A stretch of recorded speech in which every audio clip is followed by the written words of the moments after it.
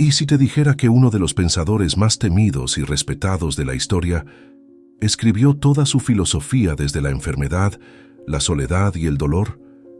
Nietzsche, el martillo de los ídolos, el profeta del superhombre, fue también un hombre frágil, quebrado, con una salud destruida, y no lo escondió. Lo transformó, hizo de su debilidad una fuerza que muy pocos lograron entender.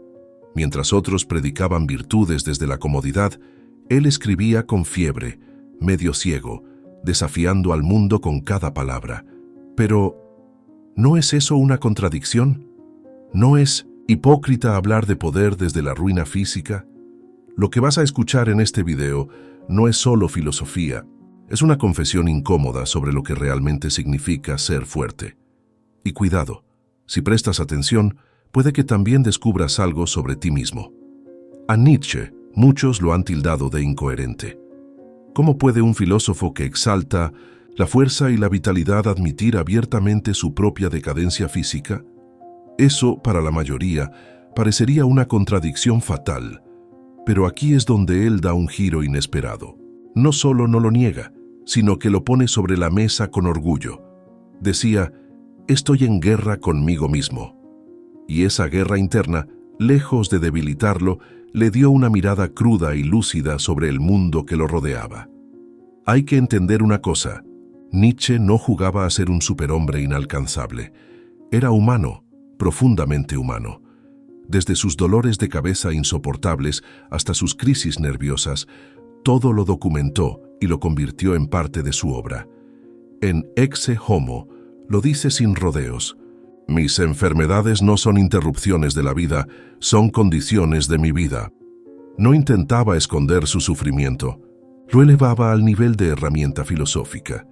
Imagina a alguien que está postrado en cama, sin fuerzas ni para levantarse, y aún así es capaz de escribir frases que sacuden los pilares de la moral europea. Esa fue su vida por años. Y no lo hizo desde la lástima o la queja, sino desde un tipo de honestidad brutal que pocos se atreven a sostener. Muchos predican fuerza, pero no aceptan su fragilidad. Nietzsche, en cambio, hizo de su fragilidad su fuerza. Y es aquí donde la cosa se pone más interesante. En vez de construir una máscara de perfección, él desnudó sus contradicciones. Las mostró como parte de un proceso real de pensamiento, no como debilidades que se deben ocultar. Esa capacidad de reconocerse enfermo y a la vez seguir pensando, en grande, lo separa de los moralistas de su época. Porque Nietzsche no aspiraba a ser coherente ante los ojos de los demás, aspiraba a ser auténtico. Lo que muchos no entienden es que para Nietzsche, la decadencia no era un castigo, sino una lente, una forma de ver lo que otros, cómodos en su salud y bienestar, no podían ni rozar. Mientras algunos filosofaban desde la biblioteca, él lo hacía desde el borde de la locura. Y eso, aunque suene temerario, le dio una nitidez dolorosa. La cultura que analizaba estaba también enferma, y su propio cuerpo le servía como termómetro de esa decadencia colectiva. Un ejemplo muy claro está en cómo hablaba de Wagner, su antiguo amigo. En el caso Wagner, Nietzsche se burla de esa pasión por lo grandioso, lo dramático, como si dijera, yo también fui seducido por eso, pero desperté. Su debilidad no le impedía criticar, al contrario, le daba razones de sobra para hacerlo con más precisión. Lo que para otros sería un obstáculo, para él era una trinchera filosófica.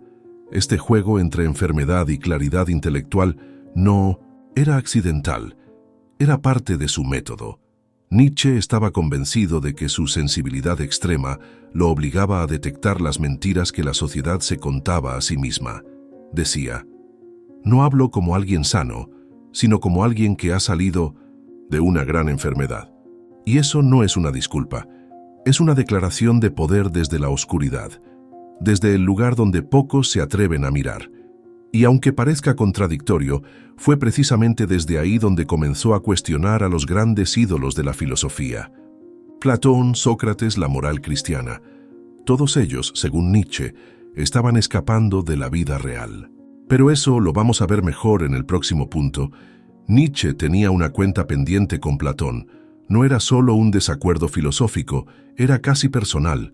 Lo acusaba de haber inventado una trampa peligrosa, el más allá de las ideas, esa especie de mundo perfecto e inmutable donde, según Platón, está lo verdaderamente real. Para Nietzsche eso era una evasión cobarde. Lo llamaba el Hinterwelt, el mundo tras este mundo, y lo veía como una fantasía para no enfrentar la dureza y el caos de la vida terrenal.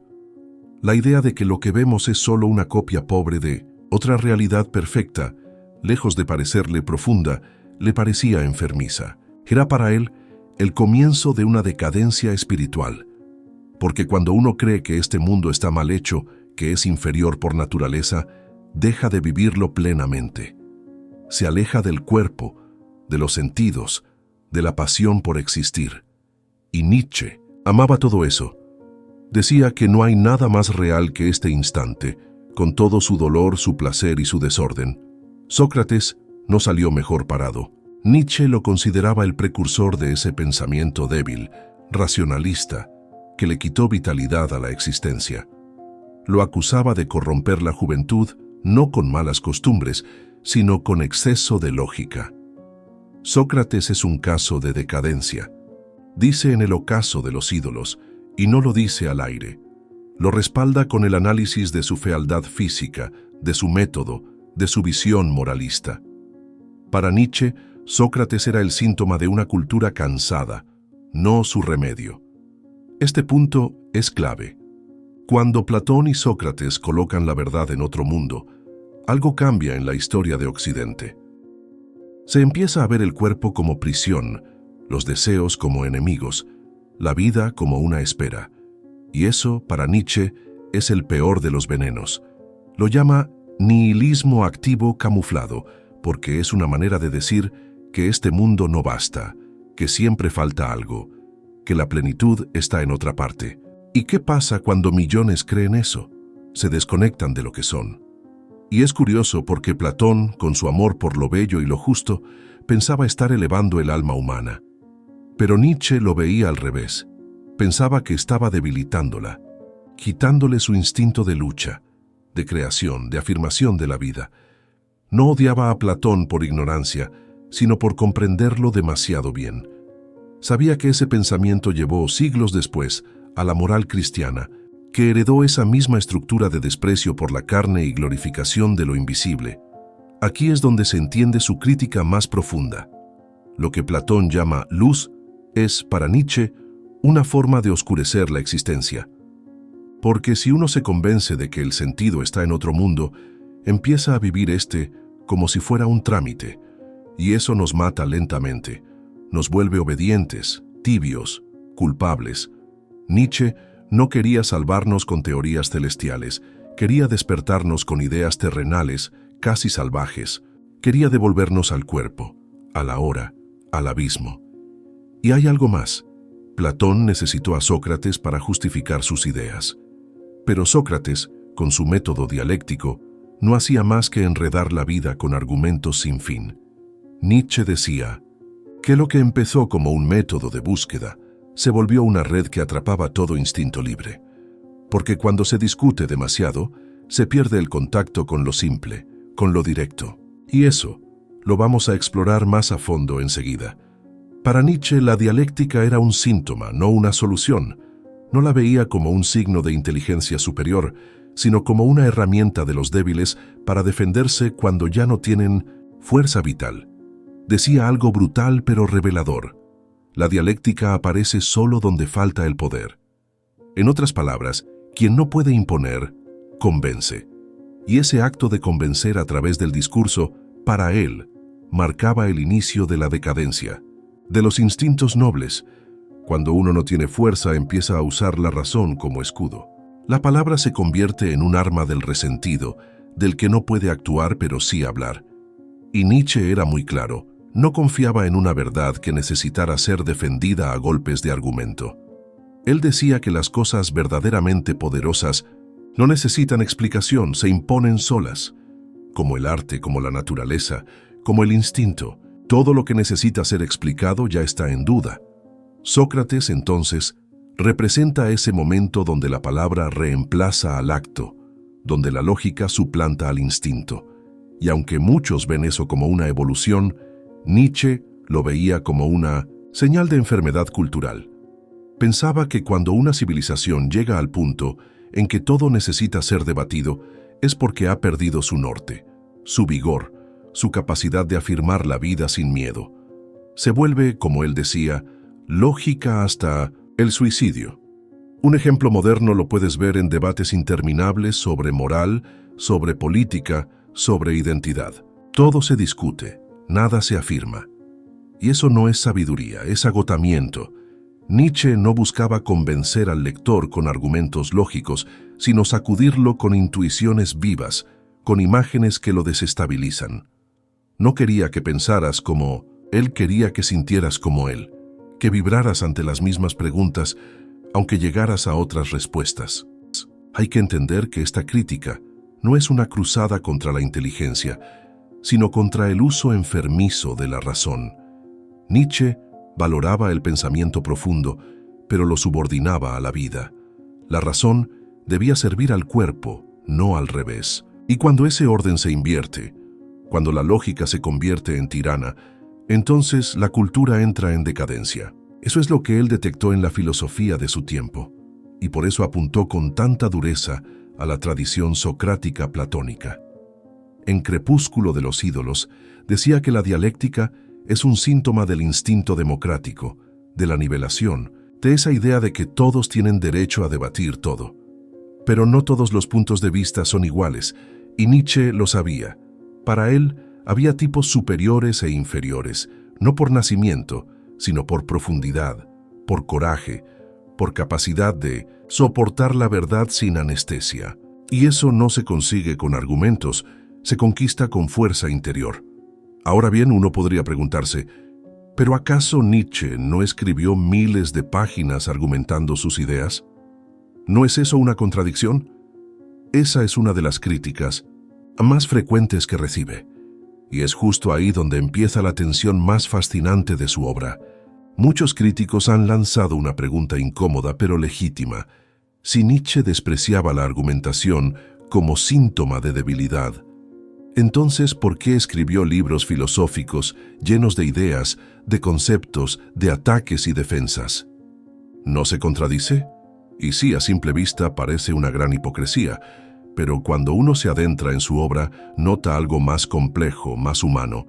Nietzsche no fingía ser coherente. Su fuerza estaba justamente en reconocer que era contradictorio y no avergonzarse por ello. Él no se escondía detrás de un personaje. Desde Ecce Homo hasta Más allá del bien y del mal, repetía con ironía y hasta con humor que su pensamiento no era una doctrina fija, sino un campo de batalla. Decía, yo no soy un hombre, soy dinamita. Y esa dinamita explotaba también en su interior. Era consciente de que usaba herramientas que él mismo había criticado, pero en lugar de callarlo, lo admitía, lo asumía como parte de su camino de transformación. La diferencia clave está en la intención. Nietzsche no usaba la razón para protegerse del mundo, como lo hacían los racionalistas que criticaba. La usaba como un martillo, no para construir un sistema, sino para destruir ídolos, para despertar conciencias dormidas. Si tenía que usar palabras, conceptos, metáforas, lo hacía con la conciencia de que todas eran insuficientes. Por eso, sus textos no son lineales ni cerrados, son provocaciones. Entrar en ellos es aceptar un duelo, no una clase magistral. Además, su estilo nunca fue académico. No trataba de demostrar que tenía razón, sino de arrastrarte con él al abismo de las grandes preguntas. ¿Qué es la verdad? ¿Por qué vivimos como vivimos? ¿Qué sentido tiene el sufrimiento? ¿Quién soy realmente? Usaba la escritura como un puente entre el pensamiento y la sangre. Por eso sus libros no se leen, se sienten. No te convencen con lógica, te sacuden con potencia. Y eso, por contradictorio que parezca, es coherente con su filosofía vital. Un ejemplo que a menudo se menciona es su forma de escribir. Así habló Zaratustra. Ahí no discute, no debate, no justifica. Habla a través de un profeta, con parábolas, símbolos, visiones. Es una obra poética, casi mística, donde lo último que importa es el argumento lógico. Nietzsche estaba probando otro lenguaje, uno más cercano al arte, al sueño, a la revelación, y lo hacía porque sabía que la verdad no siempre se encuentra en una ecuación, sino en una experiencia vivida. Entonces es hipócrita, no en el sentido común de la palabra. No mentía sobre lo que era, no exigía pureza a los demás mientras él vivía en secreto otra cosa. Al contrario, mostraba sus contradicciones con orgullo, porque para él vivir sin contradicciones era una fantasía. La vida es caótica, ambigua, y cualquier pensamiento honesto debe reflejar eso. La coherencia rígida es una forma más de mentira. Nietzsche prefería la verdad incómoda a la perfección aparente, y quizá por eso molesta tanto, porque en lugar de entregarte un sistema listo para usar, te obliga a mirar tu propia incoherencia. Te obliga a reconocer que tú también dices una cosa y haces otra, que tú también criticas lo que secretamente practicas. Y eso no es un fallo, es el punto de partida. La honestidad brutal consigo mismo es el primer paso hacia una filosofía vivida, no solo pensada. Por eso, cuando alguien le pedía coherencia total, él respondía con ironía. Pero esta tensión interna, entre lo que dice y lo que hace, nos lleva a una pregunta aún más vieja. ¿Debería un filósofo vivir de acuerdo a lo que enseña? ¿O basta con pensar bien, aunque viva mal? Esa pregunta se vuelve inevitable y nos lleva directo al corazón del próximo dilema. La pregunta resuena desde hace siglos. ¿Un filósofo debe vivir como enseña? Para muchos, la respuesta es obvia. Si alguien habla de virtud, debería ser virtuoso. Si habla de fuerza, debería ser fuerte. Pero no todos los grandes pensadores han seguido esa lógica. Los estoicos, como Epicteto y Marco Aurelio, sí lo intentaban. Creían que la filosofía no era un ejercicio mental, sino una forma de vivir, y su vida era su argumento. Marco Aurelio escribía: «No pierdas más tiempo discutiendo cómo debe ser un hombre bueno. Sé uno». Pero luego está Schopenhauer, el mentor de Nietzsche. Él no pretendía vivir de acuerdo a sus ideas. Era pesimista, solitario, misógino, y no tenía problema en serlo. Para él, el pensamiento era un arte autónomo, no un manual de conducta. No se interesaba en la congruencia entre vida y teoría, y Nietzsche, atrapado entre ambos extremos, tomó una postura ambigua pero poderosa. No exigía coherencia moral, pero sí pedía honestidad brutal. Quien enseña algo debe al menos admitir sus propias caídas. Nietzsche decía: «Prefiero un filósofo que confiese sus debilidades a uno que las oculte detrás de palabras hermosas». No buscaba moralistas de manual, sino espíritus valientes. Por eso, cuando lo acusaban de no practicar lo que predicaba, respondía mostrando las cicatrices. No prometía una vida ejemplar, prometía una mirada desnuda sobre la vida, y eso, para él, era más valioso que cualquier coherencia superficial. Hay una anécdota que lo retrata bien. En una carta, confesó sentirse desgarrado entre la necesidad de pensar y la imposibilidad de vivir. Esa frase lo resume. No era un maestro zen ni un profeta sereno. Era alguien que pensaba con intensidad porque vivía en constante conflicto. Su filosofía no es la de la paz interior, sino la del combate interno. Por eso no lo puedes juzgar con los mismos estándares que a otros. Su coherencia no era de conducta, era de intención. Hoy, cuando alguien predica algo y vive otra cosa, se le llama hipócrita. Pero Nietzsche nos invita a mirar más profundo. ¿Y si esa contradicción es parte del proceso? ¿Y si el filósofo no es alguien que llegó a la verdad, sino alguien que se quema buscándola? Eso cambia todo.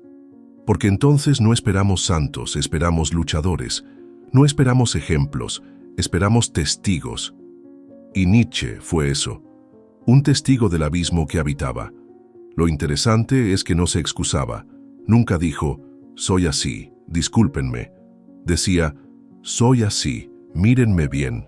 Su filosofía no te ofrece salvación, pero sí una verdad difícil de tragar. Nadie escapa de sí mismo.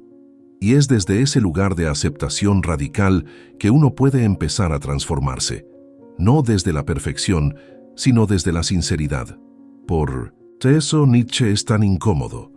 No te dice cómo deberías ser, sino que te muestra todo lo que ya eres, aunque no quieras verlo.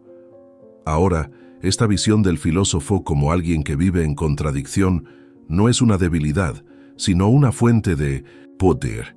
Porque en ese vaivén entre pensar y vivir, entre enseñar y fallar, se forja una nueva clase de sabiduría, una que no nace de tener razón, sino de sobrevivir a uno mismo. Y eso nos lleva a un aspecto clave en la vida de Nietzsche, su propia dualidad como ser humano. Nietzsche nunca se presentó como un modelo acabado de fortaleza. Al contrario, se describía como una mezcla de enfermedad y poder. Una dualidad constante. Decía, lo que no me mata, me hace más fuerte.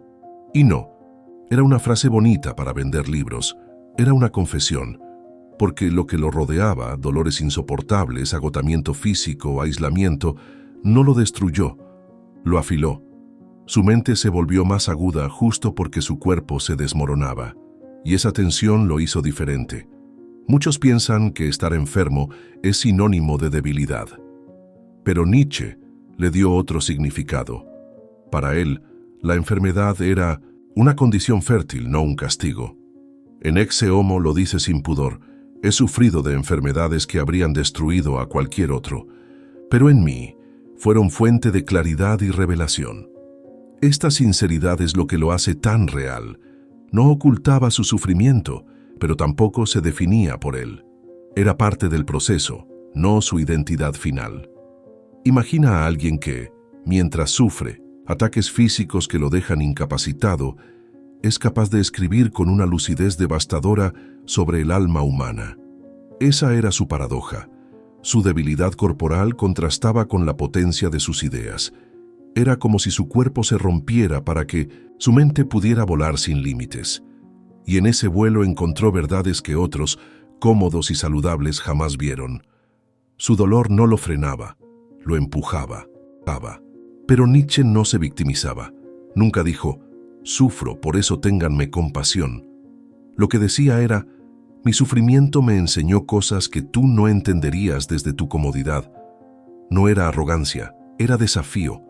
Desafiaba al lector a mirar su propia vida, a dejar de huir del dolor, a usarlo como herramienta de crecimiento. Su filosofía nace de ese cruce entre miseria física y grandeza intelectual. Un equilibrio inestable, pero intensamente fértil. Y aquí hay algo profundo. Nietzsche no se creía esencialmente enfermo. Sentía que en el fondo su naturaleza era fuerte, que su esencia no estaba rota.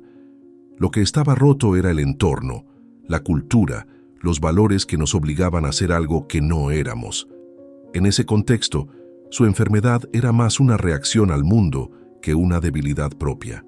Como si dijera, mi cuerpo protesta por todo lo que esta civilización me obliga a tragar. Lo interesante es que esa misma tensión lo llevó a formular ideas como la del eterno retorno o la voluntad de poder. No como conceptos abstractos, sino como respuestas existenciales a su propia fragilidad. Si todo va a repetirse eternamente, entonces más vale amar cada instante, incluso el más doloroso. Y si no tienes fuerza física, entonces cultiva una fuerza de voluntad que te sostenga por dentro. Así vivía. Entre el colapso y la creación, esta dualidad no lo fragmentaba, lo unía. Era Nietzsche completo, enfermo y fuerte, débil y desafiante, lúcido y trágico. Y desde ahí podía hablar con una autoridad que no se enseña en ninguna universidad, porque no hablaba desde el púlpito de la teoría, sino desde el campo de batalla interior. Y ahí, en ese espacio donde la vida misma se pone en juego, empezó a surgir una idea poderosa, que uno puede rehacerse a sí mismo con pura voluntad. La voluntad de poder no era, para Nietzsche, una frase bonita ni una ambición de dominio externo. Era algo mucho más íntimo. Era esa fuerza interna que uno descubre cuando ya no queda nada afuera de qué agarrarse. Cuando el cuerpo falla, cuando el mundo te rechaza, cuando la esperanza parece una burla, ahí aparece, o no, esa chispa que te empuja a seguir. Y Nietzsche aunque estaba quebrado en muchos niveles, se aferró a esa chispa como si fuera su único oxígeno. En Más allá del bien y del mal, él sugiere que toda vida busca expandirse, crecer, afirmarse. Esa es la verdadera esencia de la voluntad de poder. No conquistar naciones, sino conquistarte a ti mismo. Levantarte una y otra vez desde el polvo, y él lo vivía a diario. Durante años, sus días eran rutinas de dolor físico, aislamiento, social y una salud mental tambaleante. Pero en medio de eso, escribía con una energía que parecía inagotable, como si su cuerpo no tuviera la última palabra. No hay recuperación milagrosa en su historia. No hay momento de superación en el sentido clásico. Lo que hay es un hombre que decide reinterpretar su sufrimiento, que decide que su enfermedad no lo va a definir. Y esa decisión, sostenida con disciplina salvaje, se convirtió en su recuperación. No una recuperación médica, sino una reconexión con su fuerza vital. La voluntad de poder no lo curó físicamente, pero lo mantuvo en pie para crear. Un ejemplo brutal es lo que escribió mientras estaba casi ciego, con la vista deteriorándose día a día. En vez de detenerse, dictaba sus ideas, trazaba aforismos como cuchilladas y seguía atacando lo que él llamaba la moral de esclavos. Cualquiera en su lugar habría renunciado. Él no porque fuera un héroe, sino porque había aprendido a convertir el dolor en impulso. Eso es voluntad de poder, usar el veneno como medicina. Y no se trata de negar el sufrimiento. Nietzsche nunca fue un optimista barato. Él decía, lo que se necesita no es la negación del sufrimiento, sino su transfiguración. No hay nada que esconder, nada que suavizar. El sufrimiento existe y duele, pero puede transformarse, puede volverse motor en lugar de ancla. Y eso no se enseña en libros de autoayuda. Se vive o no se entiende. Lo más poderoso es que Nietzsche no te dice qué hacer con tu dolor. No te da fórmulas, solo te muestra lo que él hizo con el suyo. Te dice entre líneas, yo también estuve ahí. Y si él pudo levantar una filosofía entera desde el suelo del sufrimiento, ¿quién dice que tú no puedes hacer algo propio con lo que te duele? Esa es su invitación. Brutal, sí, pero profundamente honesta. Y aquí se asoma una idea clave. Para Nietzsche, la decadencia no era una sentencia, era una etapa, una condición temporal. Lo que importaba no era evitarla, sino atravesarla con lucidez, como quien cruza un desierto para encontrar una fuente secreta. Y justo eso nos lleva al siguiente punto, la diferencia entre caer en la decadencia y quedar atrapado ahí para siempre. Nietzsche dejó algo muy claro. Haber tocado la decadencia no significa pertenecer a ella. Él no se definía como un decadente, sino como alguien que había atravesado esa condición, como quien baja al infierno para entenderlo, no para quedarse a vivir ahí. Decía, conozco el fondo, pero no soy del fondo. Esa distinción es vital. No todos los que sufren están perdidos. No todos los que caen se rinden. Lo que importa no es la caída, sino lo que haces después de ella. Para él, la decadencia era como una enfermedad que muchos contraen sin darse cuenta. No es solo física, sino espiritual. Apatía, miedo a la vida, obsesión por el orden, por lo correcto, por evitar el riesgo. Una cultura decadente se nota cuando la gente ya no crea, solo repite. Cuando ya no siente pasión, solo rutina. Y Nietzsche se veía a sí mismo como alguien que, a pesar de estar expuesto a todo eso, conservaba dentro de sí un núcleo sano, intacto, indestructible. Esa naturaleza sana es una idea clave, porque no habla de un cuerpo perfecto ni de una mente inquebrantable, sino de un instinto vital profundo, una especie de brújula interna que te empuja hacia la vida, incluso cuando todo afuera te arrastra hacia la muerte interior. Nietzsche decía que su sensibilidad extrema, lejos de hundirlo, le permitía detectar lo enfermo del mundo, y por eso, aunque había conocido la decadencia, también sabía cómo nombrarla, cómo describirla y cómo no dejarse atrapar. Metáfora que él usaba era la del médico de la cultura, alguien que ha probado el veneno y por eso puede reconocerlo en los demás. No lo juzga desde afuera, lo entiende desde adentro, y eso es lo que hace que sus diagnósticos filosóficos sean tan certeros. No habla como quien está por encima, sino como quien ha pasado por lo mismo, como quien ha respirado ese aire tóxico, pero ha encontrado la manera de seguir caminando con los pulmones abiertos. Esto se conecta también con su visión del arte. Para Nietzsche, el arte era una de las pocas cosas capaces de redimir al ser humano de la decadencia, no porque lo salve, sino porque lo transforma. El arte, como la filosofía verdadera, es una respuesta activa ante el dolor. No lo niega, pero lo eleva. Y él veía su propia obra como un acto estético de resistencia, una manera de embellecer incluso lo insoportable, de no dejar que el sufrimiento lo volviera estéril. En la genealogía de la moral, Nietzsche analiza cómo ciertas personas se hunden en la decadencia y convierten su impotencia en resentimiento. Atacan a la vida, al cuerpo, al deseo, porque no pueden con ellos. Pero él no fue por ese camino. Su sufrimiento no lo convirtió en moralista, ni en víctima. Lo convirtió en observador salvaje, en alguien que miraba de frente el caos, pero no lo glorificaba ni lo temía. Solo lo entendía, y desde ahí creaba. Esto nos deja una pregunta abierta. ¿Cuántas veces hemos creído que somos lo que nos pasa? ¿Cuántas veces confundimos el dolor con la identidad? Nietzsche nos dice, sin rodeos, que no somos nuestras heridas, somos lo que hacemos con ellas. Y si uno logra mantener viva esa chispa interna, esa voluntad de afirmación, incluso después de tocar fondo, entonces está listo para algo más grande. Algo que no todos entienden, pero que Nietzsche soñaba profundamente. Nietzsche no creía que todos estaban llamados a entenderlo. Y no lo decía por orgullo vacío, sino por una profunda convicción. Pensaba que la mayoría de las personas no soporta la verdad sin anestesia. Por eso hablaba de una futura aristocracia del espíritu, una minoría valiente, libre, capaz de pensar más allá de la moral común.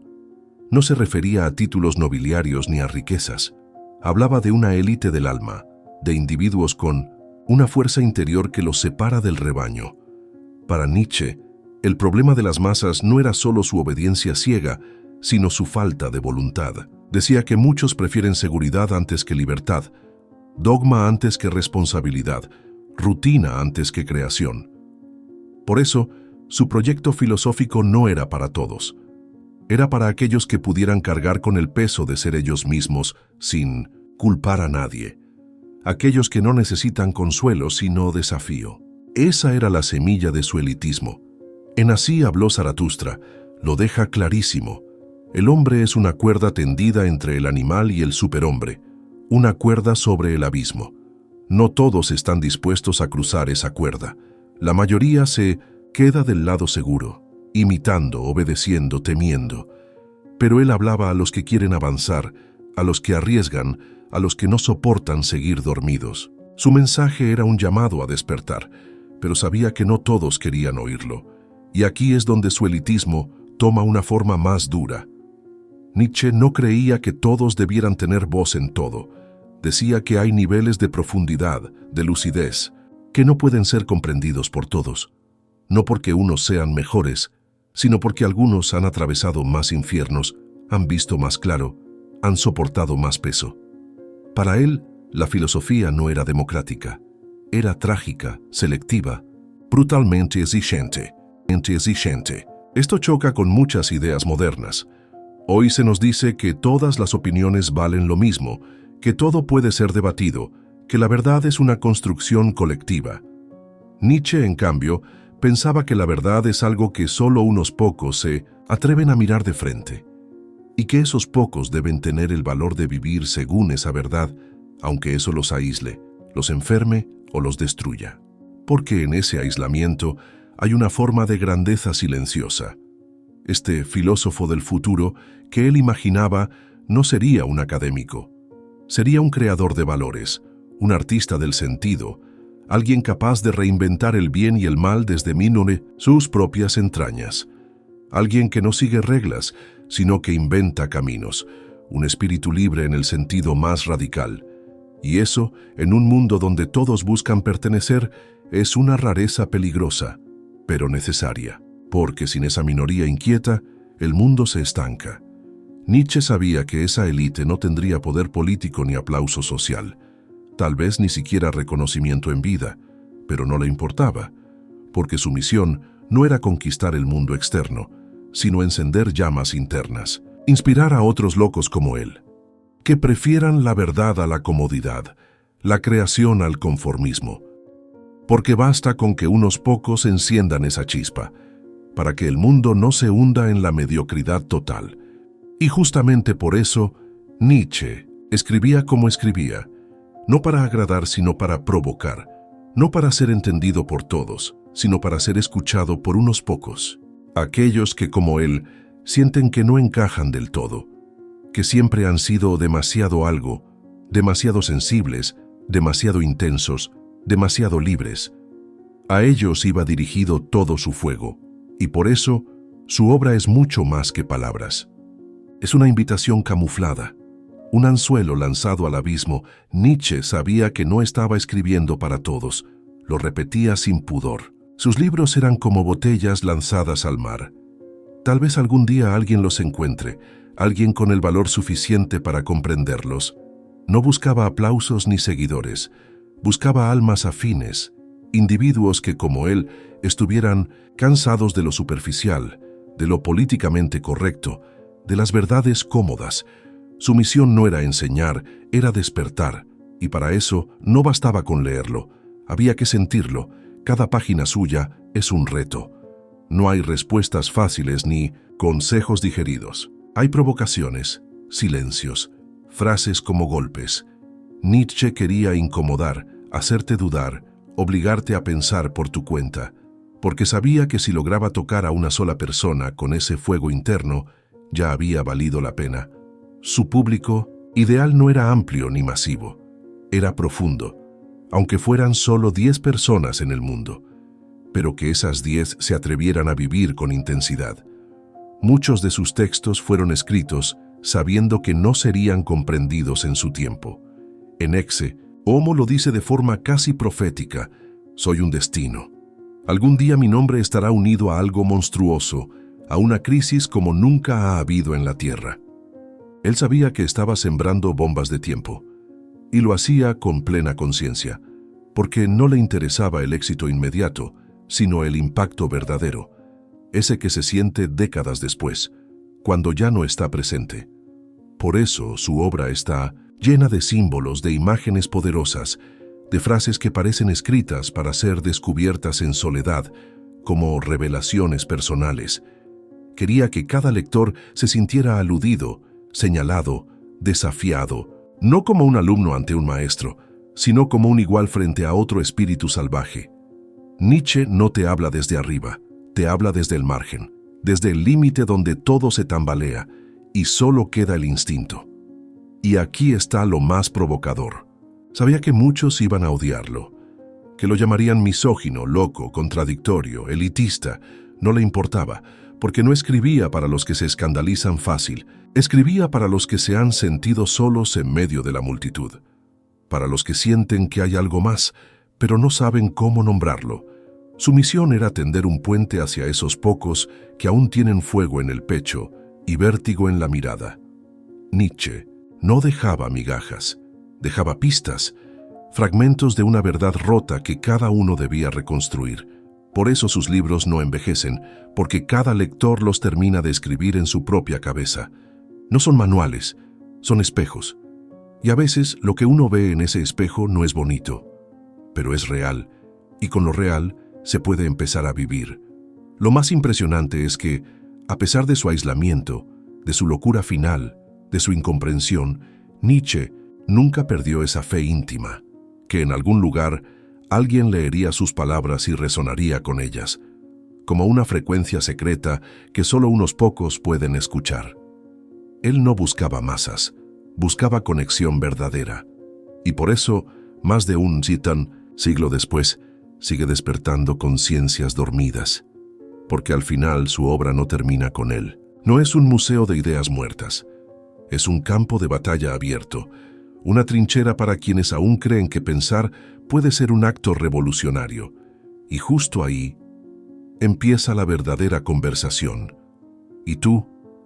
¿También has sentido que tus debilidades podrían esconder una fuerza secreta? ¿Crees que hace falta estar sano para pensar con claridad o que el sufrimiento también puede iluminar? ¿Alguna vez te sentiste como si no encajar fuera, en realidad, una señal de que estás despertando? Me encantaría leerte. ¿Qué parte del pensamiento de Nietzsche te hizo ruido o te hizo clic? Déjalo en los comentarios. Aquí nadie busca verdades absolutas, solo conversaciones reales. Y si esta forma de pensar te sacudió o simplemente te hizo ver algo desde otro ángulo, suscríbete al canal y activa la campanita. Porque esto no termina aquí. Apenas comenzamos a cuestionar todo lo que nos enseñaron.